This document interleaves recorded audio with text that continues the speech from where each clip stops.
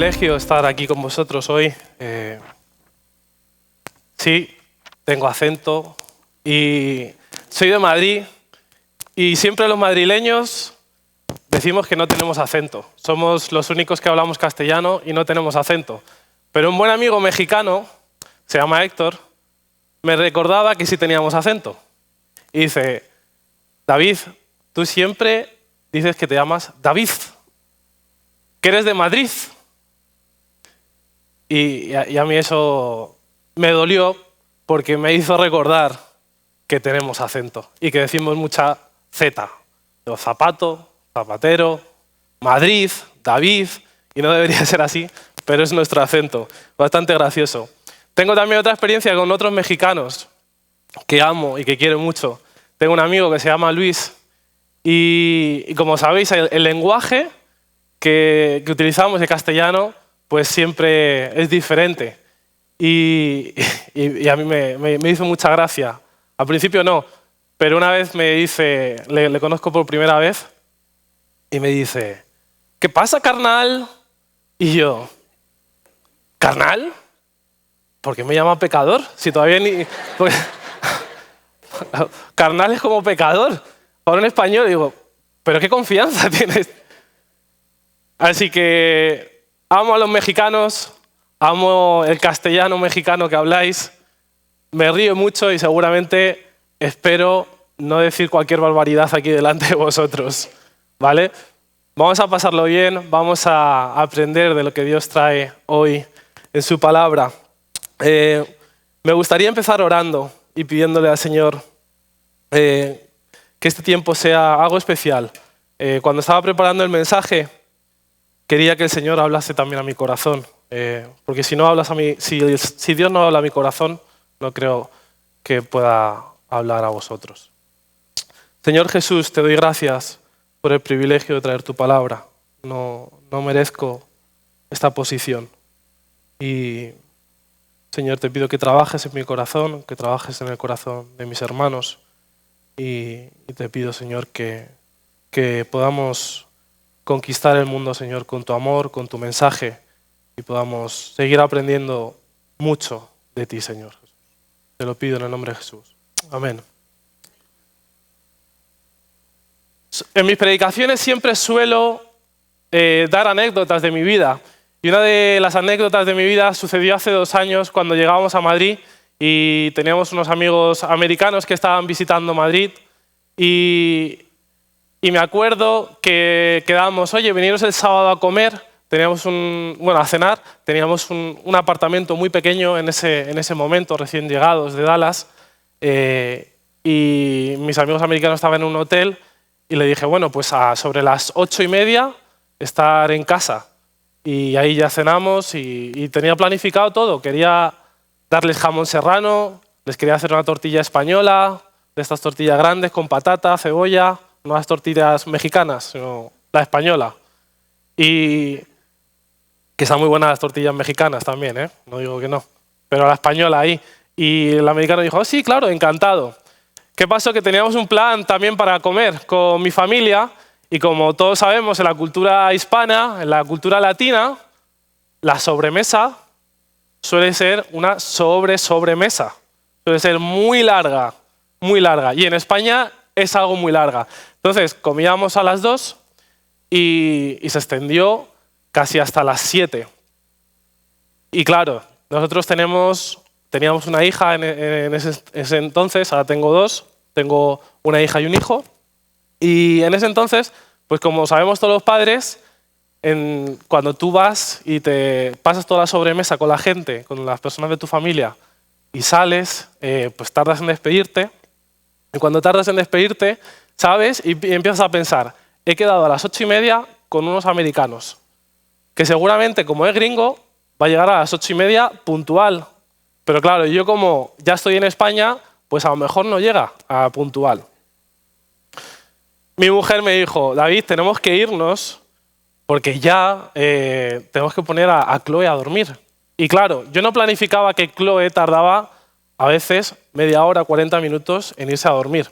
Entonces, esta situación de estrés Salimos de casa de mis padres corriendo ya por la tarde, llegamos a casa a las 8, teníamos que poner a los niños a dormir, no había hecho nada, no había ni cortado el jamón serrano que teníamos ahí en una pata que nos habían dado, no había hecho una tortilla, no había hecho absolutamente nada, no estaba preparado para esa situación y todo eso estaba creando estrés. Y justamente como un buen americano, mi amigo, a las 8:30 suena el timbre y estaba puntual ahí.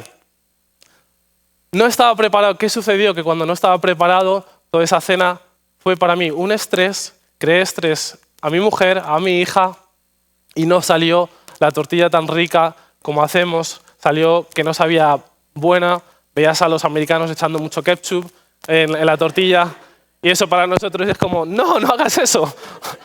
Pero lo entendía, porque no estaba preparado en ese momento. No estaba preparado, y eso trajo unas consecuencias a lo largo de la noche. Luego lo pasamos bien, pero no estaba preparado. Y otra anécdota que quiero contar con vosotros, que va a enlazar todo el mensaje. Yo, cuando empecé a evangelizar, empecé yendo a unas campañas evangelísticas que hacemos con Decisión. Yo antes pues, era como campista, era un chaval de 16 años, y me acuerdo la primera vez que fui a evangelizar a unos amigos, bueno, a unos amigos no, a unos jóvenes que había. Nos preparan en esas campañas, pasamos 10 días predicando el Evangelio, pero también nos discipulan y nos enseñan a evangelizar. Yo en ese entonces no sabía evangelizar. Con 16 años, un españolito, joven, sin saber evangelizar, y lo que hacíamos era un torneo de baloncesto. En medio de todas las cosas que hacemos, durante esos 10 días, hacemos un torneo de baloncesto, y me acuerdo, en una ciudad que se llama Fas del Pi, teníamos pues unos 40 jóvenes, varios equipos de baloncesto jugando. Y yo me acuerdo de estar sentado en un banco, en una banca, con un folleto y ver a un grupo de jóvenes y decir, venga, voy a ser valiente y voy a ir a predicarles.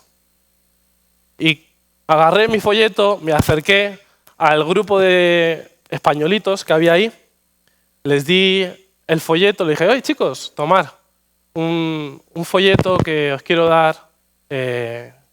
Y yo muy nervioso, los chicos pues lo reciben, te miran ahí como, ¿qué haces? Y les dije, Jesús os ama. Les dije eso, te miran así, ya sabéis cómo somos los españoles a veces, que somos un poco bordes y que si te decimos no es no y si te miran mal, ahí hay problemas. Pues ellos me miraron mal, yo no estaba preparado tampoco en esa situación, no sabía qué hacer y les dije, suerte chicos, y me fui. Y me fui. Con toda la vergüenza de mi vida. Una pena. Pero lo que pasó, no sé si os ha pasado a vosotros a veces, me senté en el banco, me empecé a pensar qué ha fallado, qué he hecho mal, y me di cuenta que no estaba preparado, que no me preparé lo suficiente para predicarles el Evangelio de una manera que fuese buena para ellos. ¿Os ha pasado alguna vez que habéis hablado del Evangelio con algún amigo, os montáis en el coche y os empiezan a venir las buenas respuestas y las buenas respuestas? Pues esto hubiera sido lo mejor. Hay que estar preparado. Y eso es lo que yo creo y lo que vemos que Jesús les dice a sus discípulos en Mateo 24 y 25. Así que me gustaría que me acompañaseis al capítulo 24 y 25 de Mateo. En estos dos capítulos vemos que el mensaje es muy poderoso, que el mensaje es muy fuerte, que todo lo que dice tiene un contenido muy fuerte, justamente para los discípulos y para nuestros tiempos también. Tiene un mensaje muy fuerte. Y me hubiera gustado entrar en todos los detalles que en estos dos capítulos aparecen, pero nos vamos a centrar en la parábola de los talentos. Me gustaría que fuésemos del capítulo 25, 14. Del 14 al 30 vamos a leer. Lo voy a leer en una versión española. Espero que no sea un impedimento. Dice así. Igualmente, el reino de los cielos es como un hombre que al irse de viaje reunió a sus criados y les confió la administración de sus negocios. a cada cual de acuerdo con su capacidad. Le confió una cantidad de dinero. A uno le entregó 5 talentos, a otro 2 y a otro 1. Luego emprendió su viaje. El que había recibido 5 talentos negoció su capital y lo duplicó. El que había recibido 2 talentos hizo lo mismo y también duplicó su capital. En cambio, el que solamente había recibido 1 talento tomó el dinero del amo, hizo un hoyo en el suelo y lo enterró. Al cabo de mucho tiempo regresó el amo y se puso a hacer cuentas con sus criados. Llegó el que había recibido los 5 talentos y presentándole otros 5 le dijo: Señor, tú me entregaste 5 talentos, mira, he logrado duplicarlos. El amo le contestó: está muy bien, has sido un administrador honrado y fiel.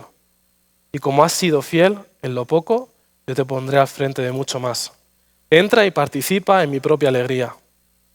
Llegó después el que había recibido los talentos y dijo: Señor, tú me entregaste 2 talentos. Mira, he logrado duplicarlos. El amo le dijo: está muy bien. Has sido un administrador honrado y fiel, y como has sido fiel en lo poco, yo te pondré al frente de mucho más. Entra y participa en mi propia alegría. Por último, llegó el que solamente había recibido 1 talento y dijo: Señor, yo sabía que tú eres un hombre duro, que pretendes cosechar donde no sembraste y recoger donde no esparciste. Tuve miedo y escondí tu dinero bajo tierra. Aquí lo tienes.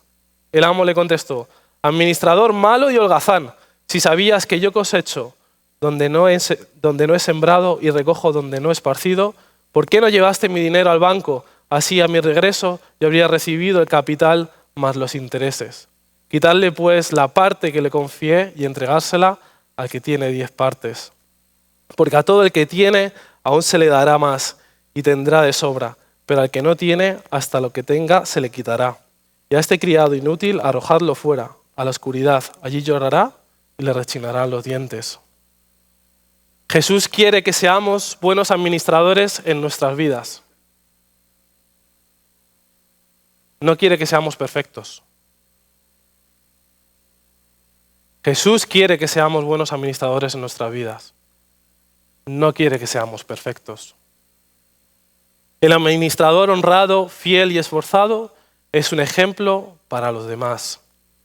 Aquí vemos al principio en todo lo que este pasaje parece que es de administración de dinero. Cómo hay 2 personajes, que son el esclavo y el dueño. Y cuando digo que Dios no quiere que seamos perfectos en el punto, es porque creo que la iglesia cometemos el error de creer que tenemos que ser perfectos al mundo. Y eso no lo dice el pasaje. Creemos que tenemos que ser perfectos administradores. Y eso no dice el pasaje. Dice así: porque el reino de los cielos es como un hombre que yéndose lejos llamó a sus siervos y les entregó sus bienes. A uno dio 5 talentos, a otro 2, a otro 1, a cada uno conforme a su capacidad, y luego se fue lejos. Tenemos al dueño, que es la persona que tiene todo, que le pertenece todo, que le pertenece hasta los esclavos que tiene en ese momento. Un esclavo en ese tiempo no era alguien empleado, no era alguien que fuese a ganar su propio salario para ello. Un esclavo dependía totalmente de su dueño.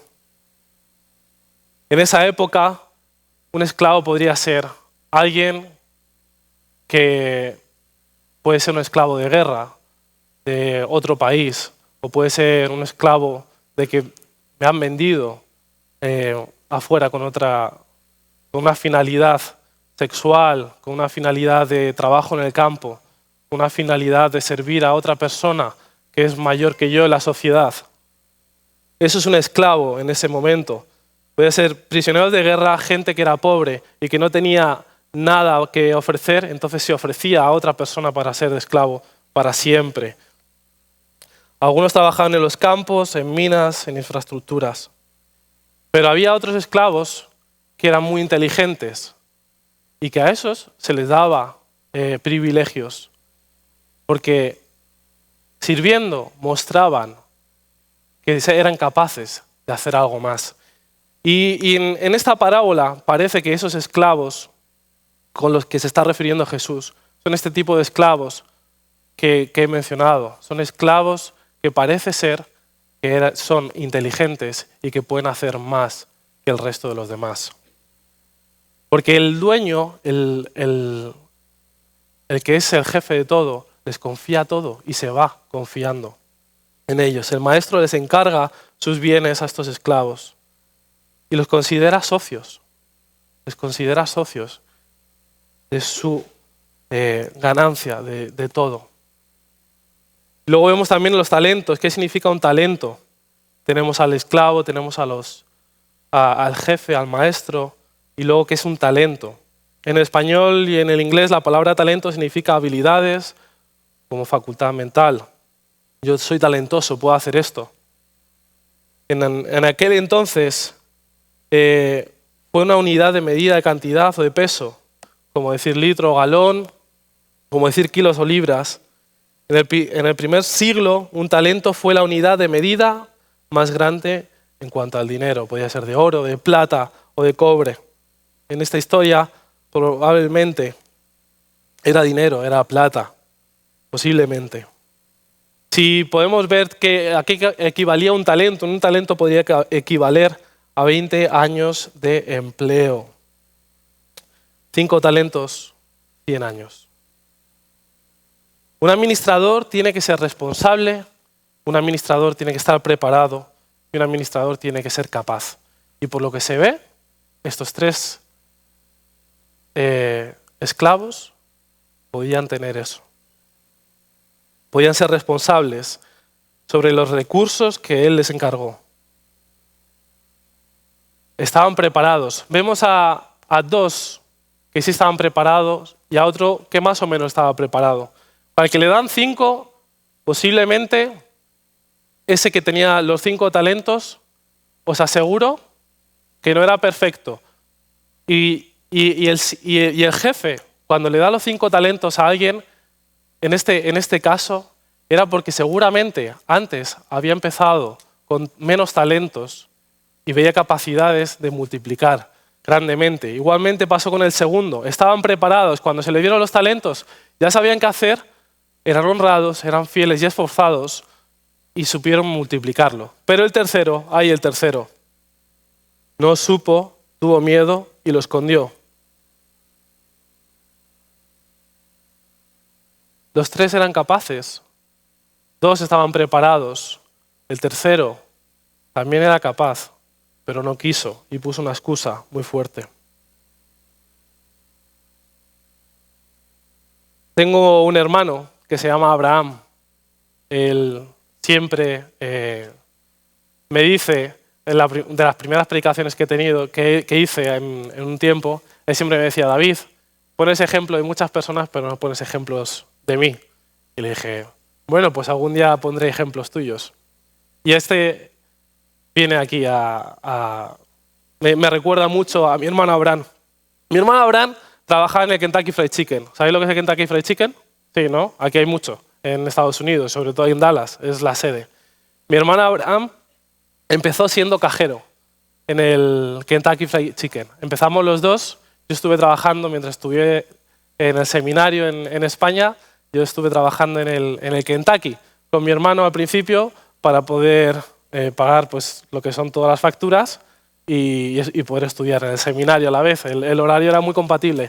Pero mi hermano Abraham, me acuerdo que él me decía: David, mira, yo quiero llegar a lo máximo de Kentucky Fried Chicken, que es poder algún día tener uno o abrirlo o llegar a ser el jefe de algo de esto. Y él, yo le veía que trabajaba día y noche, no paraba de esforzarse. Si se tenía que tirar al suelo y limpiarlo, lo limpiaba. Mi hermano Abraham se quedaba horas después de cerrar el Kentucky para dejarlo todo bien limpio. Incluso llegaba antes para ver si podía llegar y poder ayudar. Si había momentos de crisis donde se llenaba todo el Kentucky y mucha gente, él cogía, se vestía sin fichar y se ponía a servir, se ponía a trabajar. Él daba el callo, como decimos los españoles, el callo por el otro. Él daba la milla extra. era un ejemplo de servicio y de honradez y de fuerza. Ahí. Dios quiere hijos esforzados, el que da una milla extra, el que se prepara y da lo mejor de uno mismo. En ese caso, Abraham, para mí, fue un ejemplo de servicio a los demás. Aunque tuvo que mancharse, tuvo que perder horas de estar con su mujer, tuvo que sacrificarse por compañeros que a lo mejor no le valoraban, o por jefes que no le valoraban, él daba el callo. Abraham ahora está abriendo Kentuckys por toda España. Su objetivo es que se pueda hacer reuniones de iglesias en Kentucky. Él dice, y es una visión muy bonita, que me emocionó cuando lo escuché de sus labios. No hay iglesias en toda España, pero los Kentuckys están llegando a todas las ciudades en España. Las iglesias, hay gente que no tiene recursos.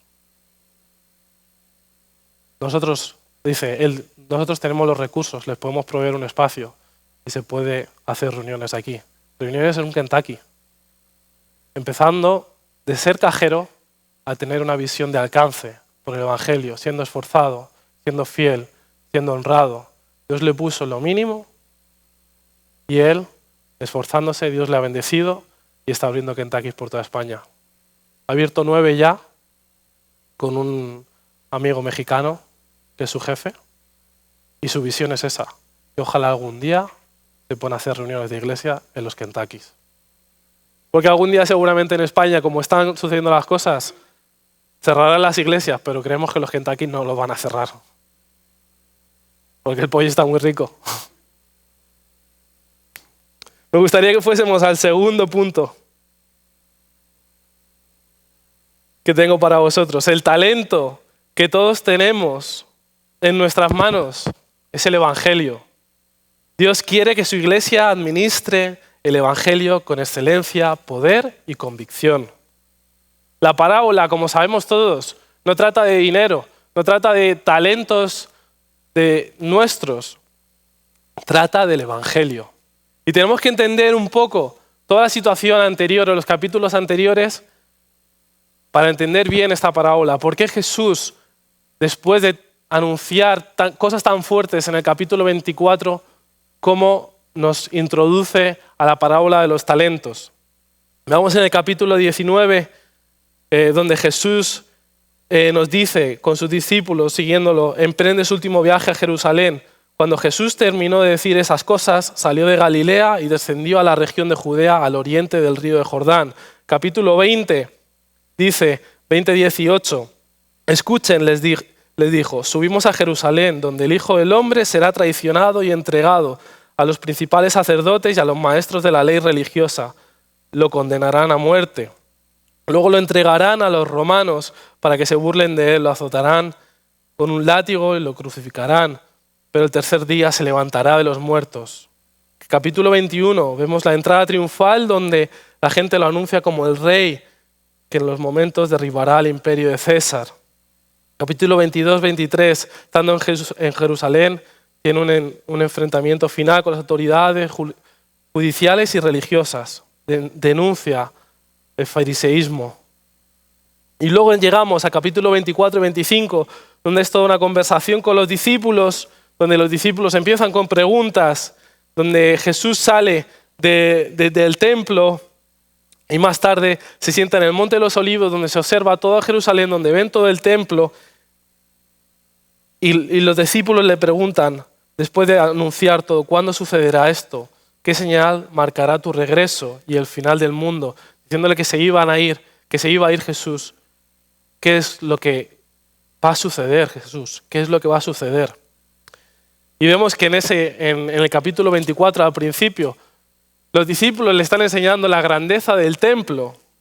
Y Jesús, lo primero que les dice, esto dentro de poco va a ser destruido. O sea, no vale nada esto. Va a ser destruido. Imaginaos la cara de los discípulos cuando tú le estás enseñando al gran maestro, mira lo grande que es esto, mira el edificio tan grande que tenemos, lo que hemos creado para ti, lo que tenemos. Y Jesús le dice, esto va a quedar arrasado. Imaginaros el pensamiento de los discípulos interiormente. Y luego llega y les profetiza, pues eso, la destrucción del templo, que sucede en el 70 después de Cristo, luego la persecución que van a experimentar todos los discípulos, la tribulación, luego que volverá. Y luego entramos en los pasajes de la higuera, el esclavo fiel, las 10 vírgenes, la parábola de los talentos. Jesús habla de perseverancia.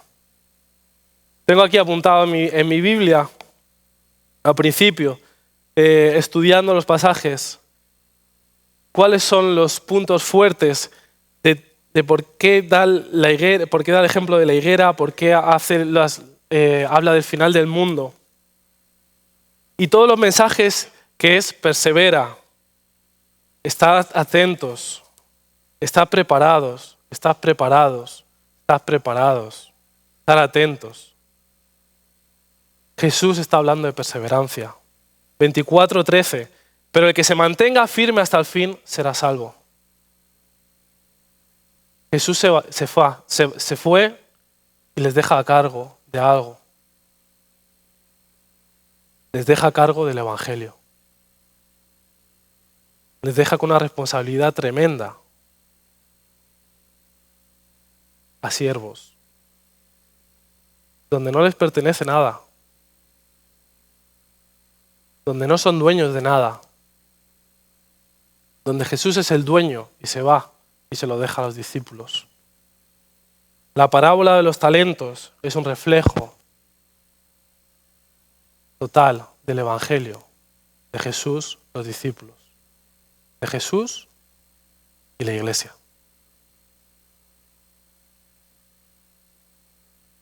Dice en el 24:14, y se predicará la buena noticia acerca del reino por todo el mundo, de manera que todas las naciones oirán y entonces vendrá el fin. Quiero honrar al fundador de Decisión.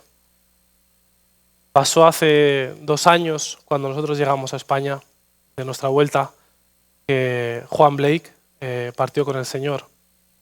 Y algo que a mí me encendió la llama de predicar el Evangelio en España fue por culpa de él. Fue por culpa de Juan Blake, un americano de Minnesota, granjero, que vio la necesidad que había en Europa tan grande de predicar el Evangelio. Y él contaba una anécdota que para mí refleja mucho el amor de él hacia los perdidos y también de que él entendió que tenía el talento del Evangelio en su mano y que tenía que darlo y multiplicarlo lo más posible. Él cuenta que él trabajó con los navegantes, no sé si sabéis lo que son los navegantes, que es un grupo de discipulado que estaban en Europa y él estaba al final de una época muy, muy fuerte en Europa y él estaba en una imprenta de los navegantes y lo que hacían eran folletos. Y su convicción era, por cada folleto que yo haga un flyer, donde hable del Evangelio, esto que una persona va a escuchar del Evangelio. Él contaba que día y noche no paraba de trabajar, pasaba noches enteras en verano trabajando, durmiendo poco, porque sabía que si por cada folleto que hacía una persona más iba a escuchar del Evangelio, una persona más escuchaba el Evangelio. Y él estaba casado con Alicia, una mujer espectacular que sigue viviendo, fiel y honrada.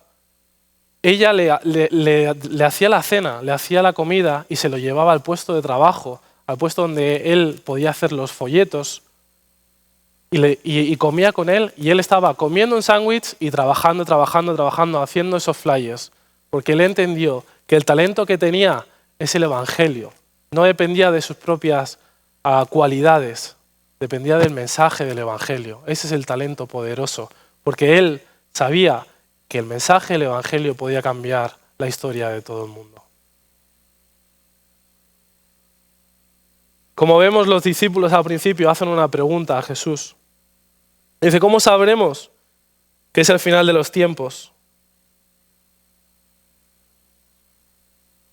La pregunta no es esa la correcta. La pregunta posiblemente correcta sería, ¿qué debemos estar haciendo hasta que vuelvas.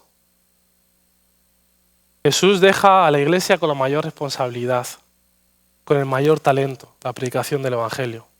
Pero la pregunta correcta que viene después es, ¿quieres o no quieres? ¿Quieres ser el que tenía un talento? ¿Lo escondes y no haces nada? ¿O quieres ser el que tenía 5 y arriesgas, te esfuerzas, vas a caer? No eres perfecto, pero Dios va a bendecir esa honradez y esa fidelidad. ¿Quieres o no quieres? Mi tercer punto para nosotros esta mañana es: Jesús quiere una iglesia entregada con el Evangelio. Una iglesia relevante para la sociedad. Una sociedad que está rota, que necesita la revolución de amor del Evangelio. Jesús quiere a su iglesia proclamando el Evangelio con poder, sabiendo de su poca habilidad, pero dando lo mejor, su mejor talento, dando a Jesús. Como vemos al principio, es gracioso que Jesús le dice, esto no va a quedar nada del templo, todo esto va a ser destruido, vendrán tiempos muy difíciles, vendrán tiempos donde la iglesia va a ser perseguida, donde nos van a machacar, donde nos van a matar. Y lo que les dice él, el mejor talento que tenemos es el Evangelio, porque lo que va a permanecer es el Evangelio. El amor se hace realidad en el Evangelio de Jesucristo, muriendo en la cruz por cada uno de nosotros y en su resurrección. ¿Queréis ser buenos administradores del Evangelio? ¿Quieres o no quieres? ¿Quieres ser como es nuestro amigo que recibió un talento, que le pone la excusa? El Señor, si lo vemos aquí en el 24, dice, por último solamente había recibido un talento y dijo, Señor, yo sabía que eres un hombre duro y que pretendes cosechar donde no sembraste y recoger donde no esparciste. ¿Podemos poner esas excusas? ¿O podemos ser como los que tuvieron los 5 talentos y el que tenía 3 talentos? Que no pone excusa y trabaja duro para ello. Iglesia, te animo a que te prepares. Iglesia, te animo a que estudies. Te animo a que estés enfocado, poniendo los ojos arriba en Jesús. Te animo a que te prepares para proclamar con excelencia el Evangelio. Como sabéis, como os he contado, mis principios como evangelista fueron nefastos. La primera anécdota que recuerdo evangelizando fue un fracaso. Pero lo intenté. Después de estas campañas que yo hice en esa época, ya sabía yo que me tenía que preparar. Y es cuando decidí prepararme en el seminario. Es cuando decidí atender más a la escuela dominical para poder dar respuesta a mis amigos, para poder dar respuesta a mis familiares, para poder dar respuesta al prójimo. He pasado 4 años en el seminario allí en España y luego pasé otros 4 aquí en Estados Unidos. Durante todo ese tiempo sigo pensando que no estoy preparado, pero seguramente estoy mejor preparado que cuando tenía 16 años, que no sabía casi ni evangelizar. No merezco estar en esta posición, no merezco servir al Señor en el ministerio. Dios me ha puesto en el ministerio a servirle, no por mi capacidad, no por lo que soy. Antes, cuando estábamos en la alabanza, yo estaba ahí sentado, estaba ahí de pie y no, en mi interior le decía al Señor, ¿por qué yo? ¿Quién soy yo? Jesús en los discípulos no vio discípulos perfectos. Vio discípulos que eran capaces de conquistar el mundo con el Evangelio. Como bien sabemos, muchos fallaron, todos fallaron. Pero Jesús veía más que el fallo. Él no veía el fallo. Él veía que eran capaces, que eran responsables, que eran honrados y que eran fieles. Y mira dónde los puso. Siervos que no tenían esa capacidad. Siervos que, como vemos en los evangelios, no eran capaces de hacer nada. Iglesia, tenemos que tener perspectiva del reino. Si tú tienes esa perspectiva, vas a ser capaz de alcanzar el mundo. Jesús se fue, pero nos dio y nos dejó el Espíritu Santo. Tenemos su poder, iglesia. Tenemos su poder. Tenemos el talento en la mano. Ahora es, ¿quieres o no quieres? Si quieres, Dios te va a bendecir. Y Dios va a multiplicar todo lo que tú tienes en la mano. El Evangelio es poder de Dios. Y este mundo necesita ese talento. Señor Jesús,